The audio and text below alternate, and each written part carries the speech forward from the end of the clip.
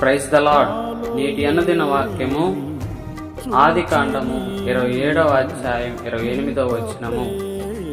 ఆకాశమంచును భూసారమును విస్తారమైన ధాన్యమును ద్రాక్షారసమును దేవుడు నీకు అనుగ్రహించుగాక. ప్రియ దేవుని బిడ్డలారా, నేటి అనుదిన వాక్యములో యాకోబు తన అన్న అయిన ఏశావు వలె వేషము వేసుకొని తన తండ్రి వద్దకు వెళ్లి ఆశీర్వాదమును దొంగిలిస్తున్న సందర్భములోనిది.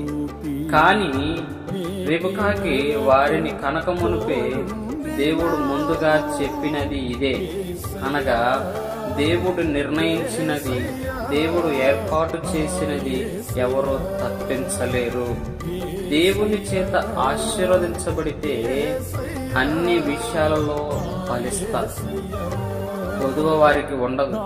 కానీ ఆశీర్వదించబడే వ్యక్తి యాకోబు ఇశ్రాయేలుగా మారి దేవుని ఆజ్ఞను గైకొని అనుసరించినట్లు ప్రతి వ్యక్తి మారు మనసు పొంది దేవునికి ఇష్టలుగా జీవించాలి.